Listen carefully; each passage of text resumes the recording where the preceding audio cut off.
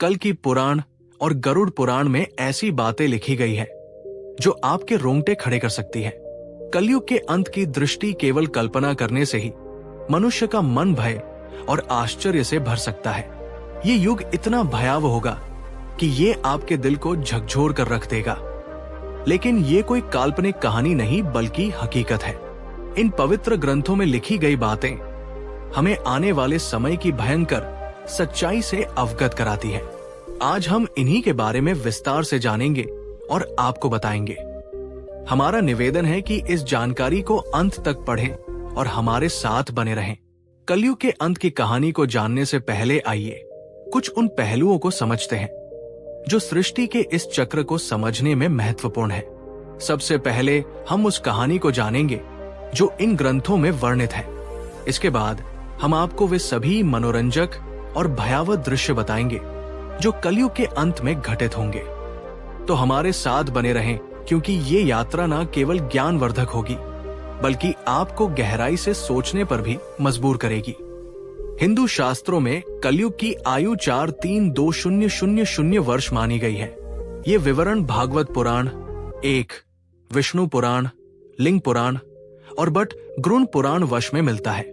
कलयुग की शुरुआत महाभारत युद्ध के बाद द्वापर युग के अंत में मानी जाती है।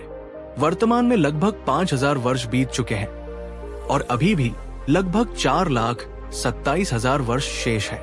इन ग्रंथों में कलयुग के लक्षण, मानव व्यवहार और इसके अंत के संकेतों का वर्णन किया गया है जो हमें इस युग की चुनौतियों के प्रति सचेत करते हैं। महाभारत के युद्ध की समाप्ति के पश्चात जब धर्मराज युधिष्ठिर हस्तिनापुर के सिंहासन पर आसीन हुए, उनके मन में सृष्टि के भविष्य को लेकर अनेक प्रश्न और चिंताएं उत्पन्न हुई। द्वापर युग अब समाप्ति की ओर था और कलयुग के आगमन के संकेत स्पष्ट रूप से दिखाई देने लगे थे। युधिष्ठिर को यह भय सता रहा था कि आने वाले युग में मानव जीवन का स्वरूप क्या होगा, धर्म की स्थिति क्या रहेगी और सत्य का क्या हश्र होगा। इस चिंता का समाधान पाने के लिए उन्होंने अपने चारों भाइयों भीम, अर्जुन, नकुल और सहदेव के साथ भगवान श्री कृष्ण से परामर्श करने का निश्चय किया। युधिष्ठिर ने अपने भाइयों को बुलाया। अर्जुन, जो हमेशा युद्ध के लिए तत्पर रहते थे, निश्चिंतित स्वर में पूछा, है बड़े भ्राता, आप इतने व्याकुल क्यों हैं? क्या किसी शत्रु ने हस्तिनापुर पर आक्रमण करने का दुस्साहस किया है? यदि ऐसा है तो आप आज्ञा दीजिए, मैं अभी जाकर उसका नाश कर दूंगा। युधिष्ठिर ने गहरी सांस लेते हुए कहा, हे अर्जुन, मैं तुम्हारे पराक्रम से भली भांति परिचित हूं। इस पृथ्वी पर कोई भी शत्रु इतना साहसी नहीं कि हस्तिनापुर पर आक्रमण का विचार भी करे। मेरी चिंता किसी बाहरी शत्रु से नहीं बल्कि कलयुग के आगमन से है। मुझे ये भय सता रहा है कि आने वाले समय में मानव समाज किस दिशा में जाएगा, धर्म और सत्य की क्या स्थिति होगी। भीम, जो अपने बड़े भाई की हर चिंता में सहभागी होते थे, बोले, है भैया, आपकी चिंता हमारे मन में भी भय और अनिश्चितता उत्पन्न कर रही है। कृपया हमें बताइए कि कौन सा संकट हमारे सामने है। युधिष्ठिर ने गंभीर स्वर में उत्तर दिया, है भीम, तुम ठीक कहते हो। एक भयंकर संकट आने वाला है। मैं कलयुग के प्रभावों के बारे में सोचकर चिंतित हूं। इसलिए मैंने निश्चय किया है कि हमें द्वारिकाधीश श्री कृष्ण के पास जाना चाहिए। केवल वही हमें इस चिंता से मुक्ति दिला सकते हैं। सभी पांडवों ने युधिष्ठिर की बात से सहमति जताई। अर्जुन ने कहा, आप सत्य कह रहे हैं भैया, श्री कृष्ण ही इस समय सबसे ज्ञानी और भविष्य दृष्टा है, हमें उनके पास जाना चाहिए। भीम ने भी उत्साह पूर्वक कहा, है धर्मराज, मैं आपके साथ हूं।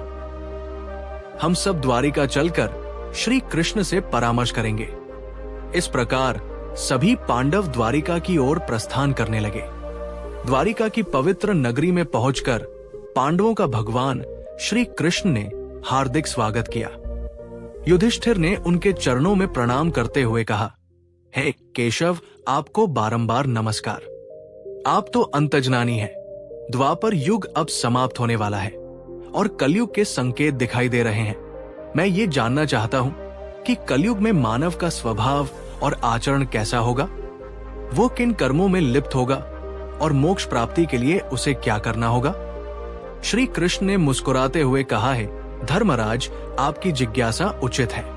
कलयुग के प्रभावों को समझना अत्यंत महत्वपूर्ण है, किंतु इसका उत्तर मैं आपको सीधे नहीं दे सकता। इसके लिए आपको और आपके भाइयों को कुछ विशेष अनुभव प्राप्त करने होंगे। युधिष्ठिर ने उत्सुकता से पूछा है, माधव, आप जिस प्रकार की परीक्षा की बात कर रहे हैं, उसके लिए हमें क्या करना होगा? श्री कृष्ण ने कहा है, महाराज, आपको और आपके चारों भाइयों को अलग अलग दिशाओं में स्थित घने और रहस्यमय वनों में जाना होगा।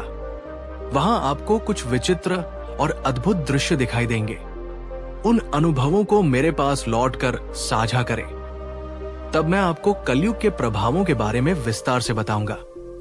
युधिष्ठिर ने कहा, जैसी आपकी आज्ञा केशव, आप जिस स्थान की ओर संकेत करेंगे, हम वहां जाने को तैयार हैं। श्री कृष्ण ने कहा, आप और आपके भाई अलग अलग दिशाओं में जाइए। वहां भयंकर वन है। उनमें कोई असामान्य घटना दिखे तो उसे मेरे पास लौट कर बताइए। मैं आपको कलयुग का रहस्य समझाऊंगा। पांडवों के वन में अनुभव। श्री कृष्ण की आज्ञा का पालन करते हुए पांडव अपने रथों से उतरे और पैदल ही वन की ओर चल पड़े। वन का वातावरण शांत किंतु रहस्यमय था। पांडव अलग अलग दिशाओं में गए ताकि अधिक से अधिक अनुभव प्राप्त कर सकें।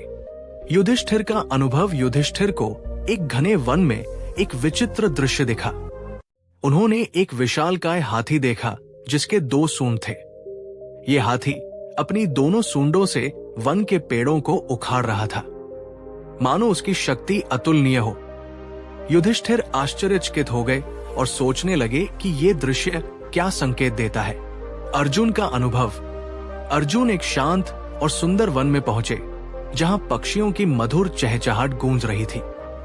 वहां उन्होंने एक विशाल पक्षी देखा जिसके पंखों पर वेदों की रचाई लिखी थी, किंतु ये पक्षी मृत जीवों का मांस खा रहा था। अर्जुन ने सोचा, ये कैसा विरोधाभास है। एक ओर वेदों का ज्ञान, दूसरी ओर मांसाहार। भीम का अनुभव। भीम एक हरे भरे चारागाह में पहुंचे जहां गायों का झुंड चल रहा था।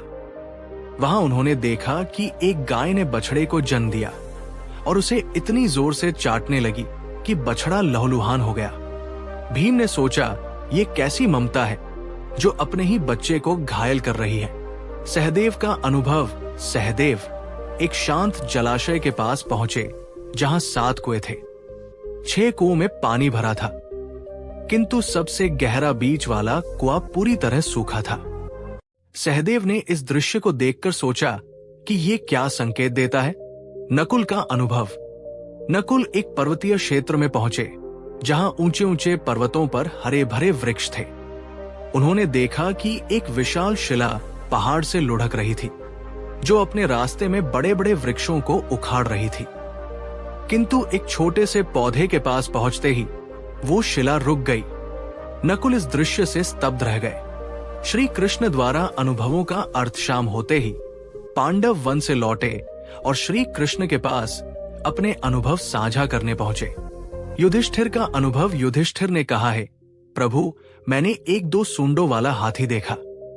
श्री कृष्ण ने मुस्कुराते हुए कहा है, धर्मराज, ये दृश्य दर्शाता है कि कलयुग में शासक दोनों ओर से शोषण करेंगे। वे प्रजा से सेवा और भक्ति मांगेंगे, किंतु अपने स्वार्थ के लिए उनका दोहन करेंगे। दिखावे में वे धर्मी होंगे, किंतु अंदर से स्वार्थी। अर्जुन का अनुभव। अर्जुन ने बताया, प्रभु, मैंने एक पक्षी देखा जिसके पंखों पर वेदों की रचाई थी, किंतु वो मांस खा रहा था। श्री कृष्ण ने कहा है, अर्जुन, कलयुग में विद्वान और पंडित कहलाने वाले लोग ज्ञान तो रखेंगे, किंतु उनका हृदय पवित्र नहीं होगा। वे धर्म और वेदों का उपयोग केवल धन कमाने के लिए करेंगे। भीम का अनुभव। भीम ने कहा, प्रभु, मैंने एक गाय को अपने बछड़े को इतना चाटते देखा कि वो घायल हो गया। श्री कृष्ण ने उत्तर दिया है, भीम कलयुग में माता पिता का अत्यधिक स्नेह बच्चों को आत्मनिर्भर बनने से रोकेगा। उनकी ममता बच्चों के लिए बाधा बन जाएगी। सहदेव का अनुभव। सहदेव ने बताया, प्रभु, मैंने 7 कुओं में से बीच का सबसे गहरा कुआं सूखा देखा। श्री कृष्ण ने कहा है, सहदेव, कलयुग में लोग दिखावे में धनवान होंगे, किंतु अपने पड़ोसियों की भूख प्यास की परवाह नहीं करेंगे। स्वार्थ इस युग की पहचान होगा। नकुल का अनुभव। नकुल ने कहा, प्रभु, एक विशाल शिला बड़े बड़े वृक्षों को उखाड़ रही थी, किंतु एक छोटा पौधा उसे रोक देता है। श्री कृष्ण ने कहा है, नकुल, कलयुग में धन और सत्ता मनुष्य के पतन को नहीं रोक पाएंगे, किंतु भगवान का नाम और सच्ची भक्ति, जो एक छोटे पौधे के समान है, उसे बचा सकती है। गरुड़ पुराण में एक प्रसंग में गरुड़ जी ने भगवान विष्णु से प्रश्न किया है, प्रभु, 4 युगों सतयुग, त्रेता युग, द्वापर युग और कलयुग में कलयुग को सबसे भयावह क्यों माना जाता है? इसके अंत के क्या संकेत होंगे और ये युग कैसे समाप्त होगा? भगवान विष्णु ने उत्तर दिया है, गरुड़, कलयुग में अधर्म, स्वार्थ और पाप का बोलबाला होगा। इसके अंत के समय कुछ विशेष संकेत प्रकट होंगे जो सृष्टि के विनाश की ओर इशारा करेंगे।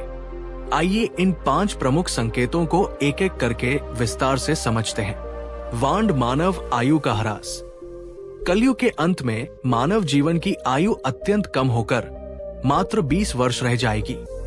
लोग 12 वर्ष की आयु में ही वृद्धावस्था के लक्षण दिखाने लगेंगे।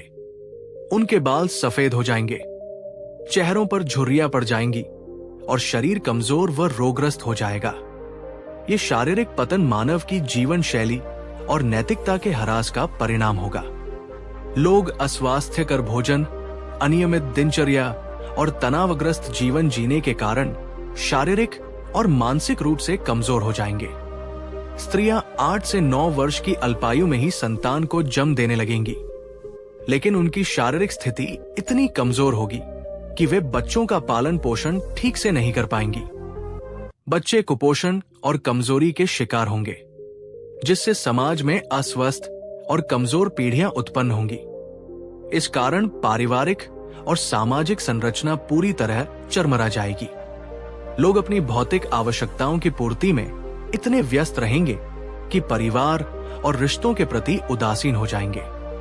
ये संकेत कलयुग के उस दौर को दर्शाता है जहां मानव की शारीरिक और मानसिक शक्ति का पूर्ण ह्रास हो जाएगा। समाज में अव्यवस्था, अशांति और अराजकता का बोलबाला होगा।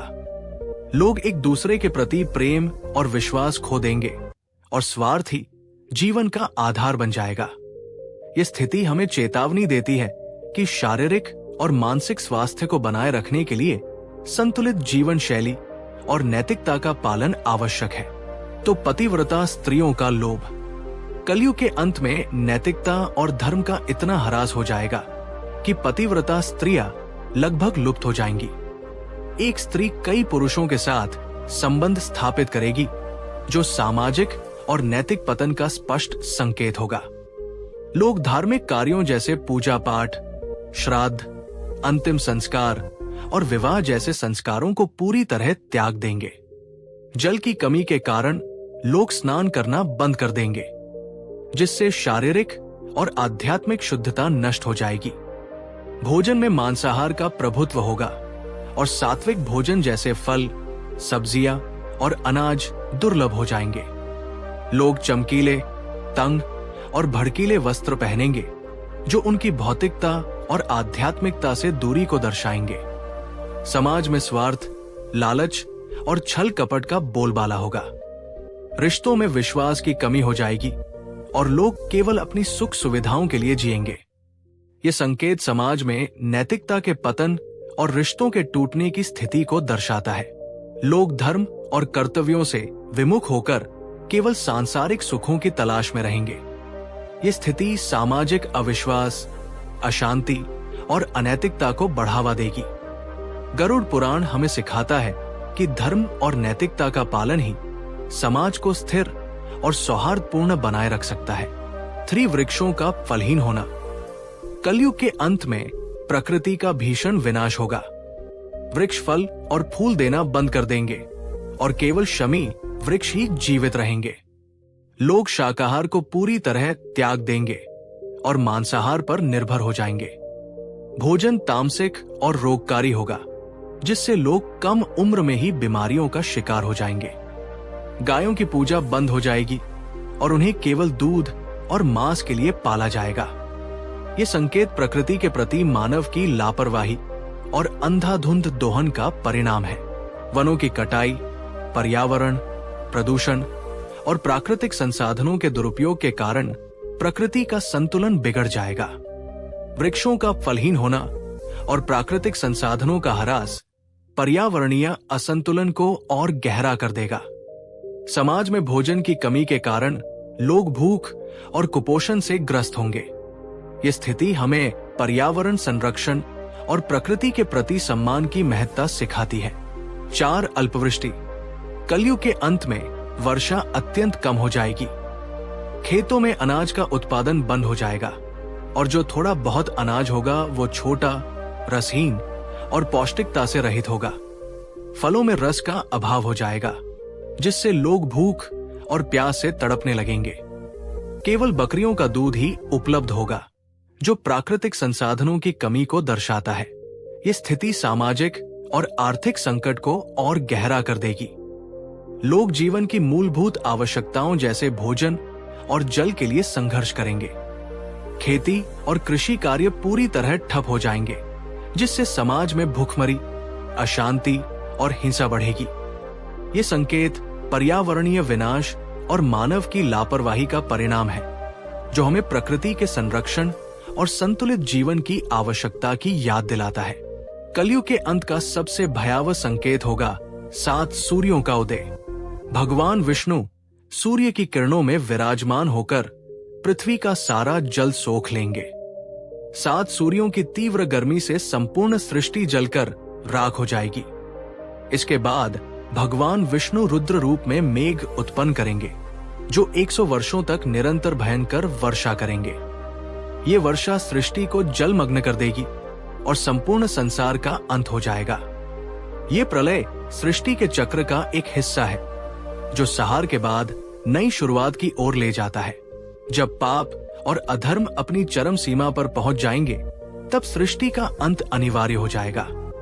ये संकेत हमें सिखाता है कि सृष्टि का प्रत्येक चक्र एक नई शुरुआत का मार्ग प्रशस्त करता है और धर्म का पालन ही हमें इस चक्र में सकारात्मक योगदान देने के लिए प्रेरित करता है। भगवान विष्णु ने गरुड़ जी से कहा, यह विनाश केवल अंत नहीं बल्कि एक नई सृष्टि की शुरुआत है।